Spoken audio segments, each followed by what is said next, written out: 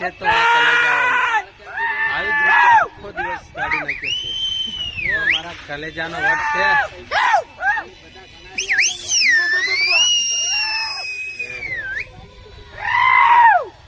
પીધેલી હાલત હજુ નથી, છતાંય આટલા જોરથી સીટી મારે.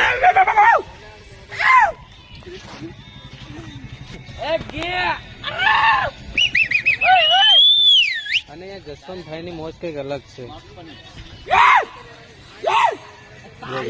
અત્યારે લપેટ લપેટ.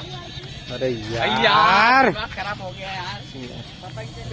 અને આની ગાંડમાં એટલું શાણ છે ને કે ભોસ મારીનો 24 ફોનમાં જ વાત કરે.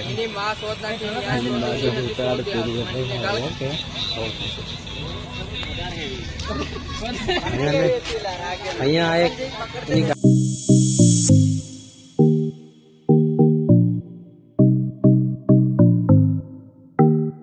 અને આપણને ચગાવતા નથી આવડતું એટલા માટે પહેલી વાત. આ થોડાક ભાઈ છે, થોડાક હાઉસફુલ છે, બધાની કાપી નાખી. અને અહીંયા હવે આવી છે રાધા વિક્રમની વારી. બરોબર. જય જોહર, જય આદિવાસી. તો ફાઇનલી દોસ્તો આપણે પતંગ ચગાવવા આવી ગયા છે ધાનપુર ની અંદર. તો અહીંયા દેખો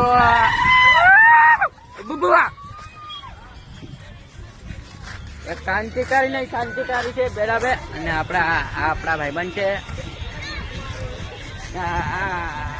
આ કૈલેશ. તો દોસ્તો તમને ધાનપુર ની અંદર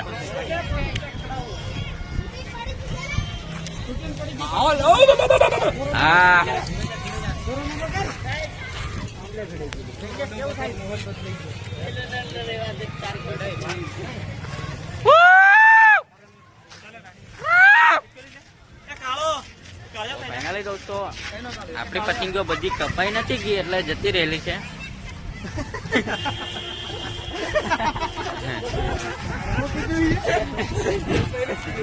જતી રહેલી છે. તો સર જય જોહાર, જય આદિવાસી. પેલો બ્લોગ બંધ કરીએ અત્યારે.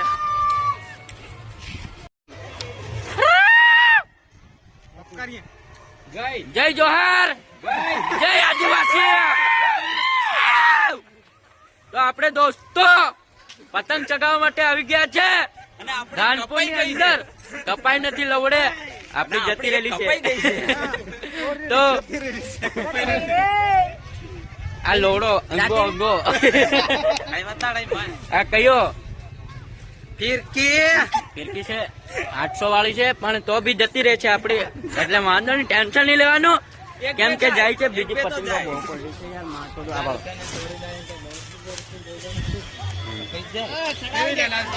તો દોસ્તો એમાં વાત જાણે એમ છે કે પતંગ જતી રહે છે ને અમે છે પીધેલા, ગાળું પીને ફીટ છે અમે લોકો.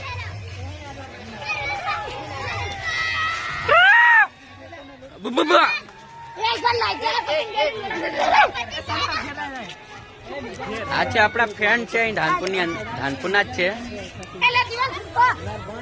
તો બધાને જય જોહાર, જય આદિવાસી. મોજ છે ઉત્તરાયણની યાર, મોજ કરો અમારા તરફથી ને તમારા તરફથી મોજ કરો. આ કૈલાસ કઈક બોલી દે યાર. બોલું યાર, ભાઈ બંધો બધાને ખબર છે કે આજે ઉત્તરાયણ છે. પતંગ ચગાવે એની માં ને બીજું શું.